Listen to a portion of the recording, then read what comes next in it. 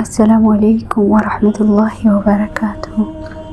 ውድ ቻናላችን ቤተሰቦች ዛሬ እንደተለመደው አስተማሪና ልብ የሚነካ አንድ ታሪክ ይዘንላችሁ ቀርበናል።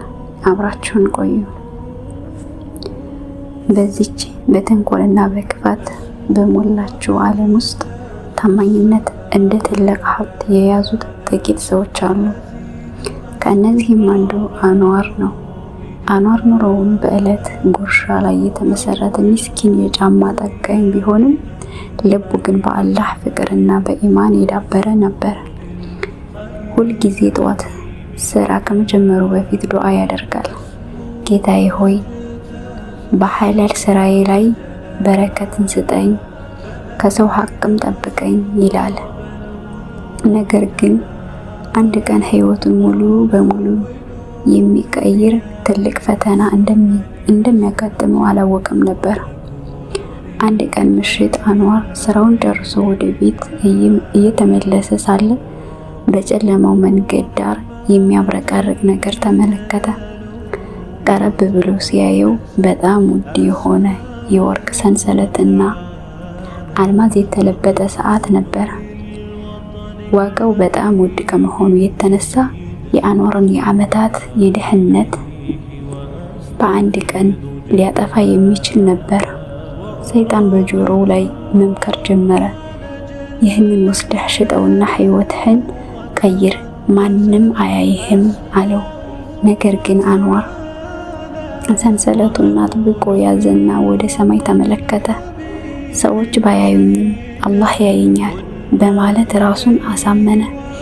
አንዋር ንብረቱን ይዞ ወደ ቤት አልሄደም። ይልቁን የንብረቱን ባለቤት ለመፈለግ ወሰነ። ለ3 ቀናት ያህል ሙሉ ከተማውን እየዞረ የጠፋበት ሰው አለ እያለ ጠየቀ።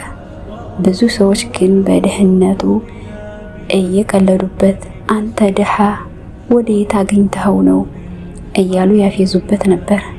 አንዳንዶች ደግሞ ለእኛ ስጠንና ባለቤቱን እንፈልጋለን በማለት ሊያታልሉት ሞከሩ።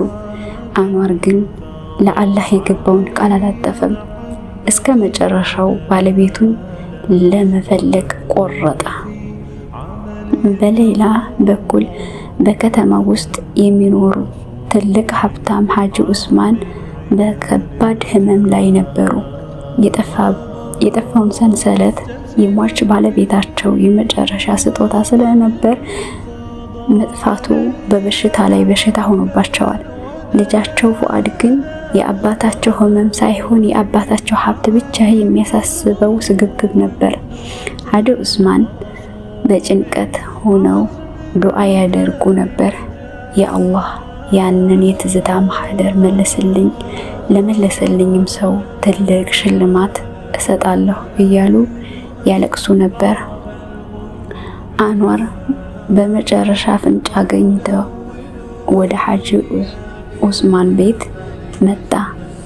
በሩን ሲያንኳኳ ልጃቸው ፉአድ ወጣ። አንዋርም እዚህ ቤት የጠፋ ወርቅ አለ ብለው ሲጠይቅ ፉአድ ንብረቱን ከደሃው እጅ ቀምቶ ለራሱ ሊያደርግ አሰበ። አዎ የኛ ነው፣ ስጠኝና ሂድ አለው። ነገር ግን አንዋር የፉአድን አይን ሲያየው እውነተኛ ባለቤት እንዳልሆነ ተረዳ። ለባለቤቱ ለሐጂ ዑስማን ራሳቸው ካልሰጠሁ አልሰጥም በማለት እምቢ አለ።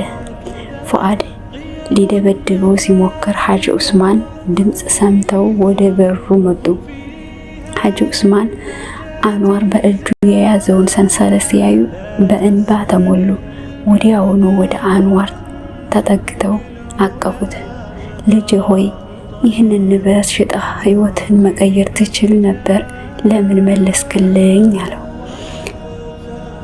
አንዋርም ፈገግ ብሎ ሐጂ ሆይ እኔ ድሃ ብሆንም የአላህ ፍርሃት ግን በውስጤ አለ፣ የሰው ሐቅ እሳት ነው፣ ቤቴን እንዳቃጥል አልፈልግም አላቸው። ሐጂ ዑስማን በወጣቱ ታማኝነት እጅግ ተደነቁ። ሐጂ ዑስማን ወዲያውኑ ትልቅ ውሳኔ ያስተላለፉ።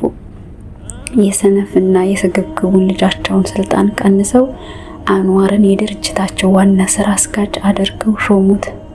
ታማኝ ሰው ንብረት ብቻ ሳይሆን ህይወትንም አደራ ለመስጠት ይመቻል አሉ አንዋር። በአንድ ቀን ውስጥ ከጫማ ጠጋኝነት ወደ ትልቅ ነጋዴ ተቀየረ። የአላህ ቃል እውነት ሆነ። አላህን የሚፈራ ሰው ካላሰበበት አቅጣጫ ሲሳይን ይሰጠዋል። ውድ ተመልካቾቻችን ከዚህ ታሪክ የምንማረው ሐላል የሆነ ጥቂት ነገር በሐራም ከሚገኙ የዱንያ ክምችት እንደሚበልጥ ነው። ለአላህ ብለን የተውነው ነገር ሁሉ አላህ ከዚያ በተሻለ ይተካል። ታማኝነት የሙእሚን መለያ ነው።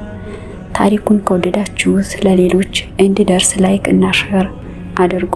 ለቀጣይ አስተማሪ ታሪኮችን ሰብስክራይብ ማድረጋችሁን አትርሱ። ወሰላሙ አለይኩም ወራህመቱላሂ ወበረካቱሁ።